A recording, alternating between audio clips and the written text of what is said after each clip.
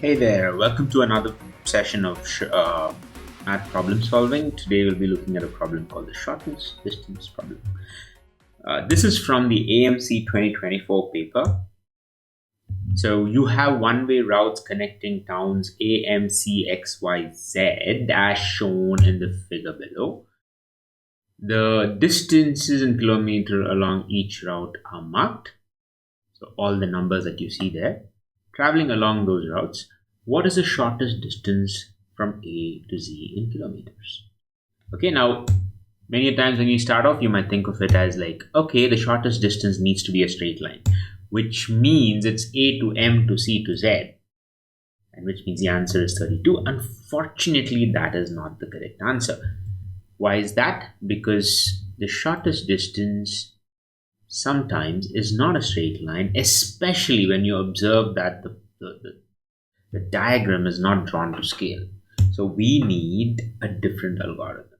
So what is the algorithm that we can look at? Now, this problem is easily solvable, but what I'm looking for is to show you different ways in which you can approach it. So one of them is work backwards. So let's start at Z and let's say, what's the nearest town that I can get to? Is it M? Is it Y? Or is it C? And the answer is it's C, because it's just 10 kilometers and I reach the nearest town. Now let's say we have reached C.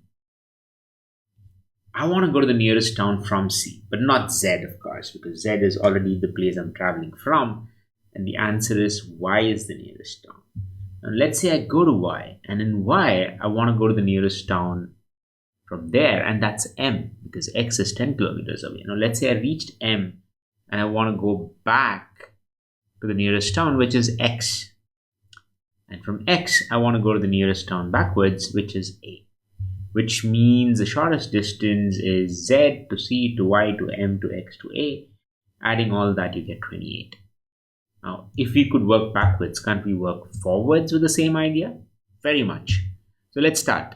A, the nearest town, is to reach X. X, the nearest town, is M. And once I reach M, the nearest town is Y. And from Y, the nearest town is C.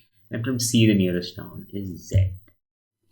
Again, giving you the exact same answer, only this time we're going in reverse.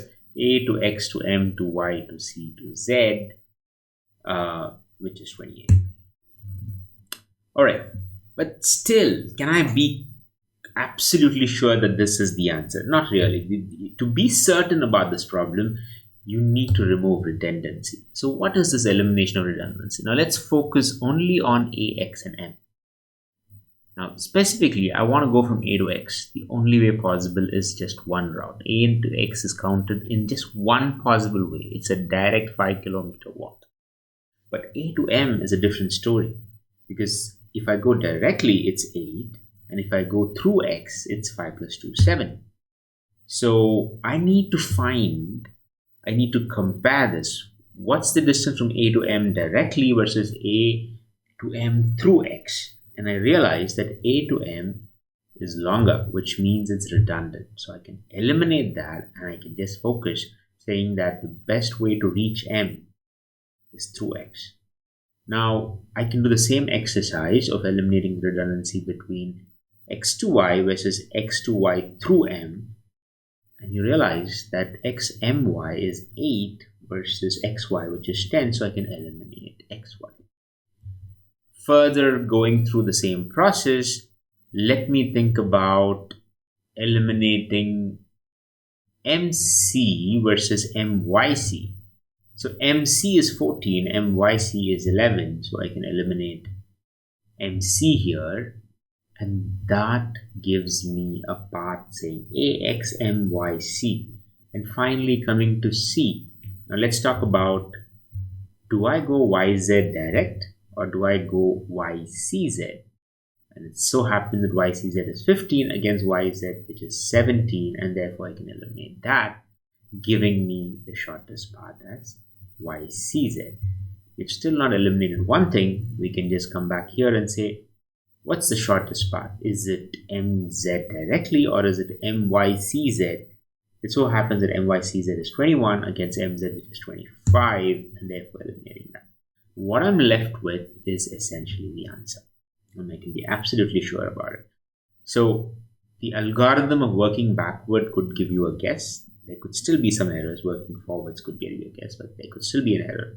But the best way to solve this problem is to remove the redundant path, the redundant connections. What you're left with has to be the answer.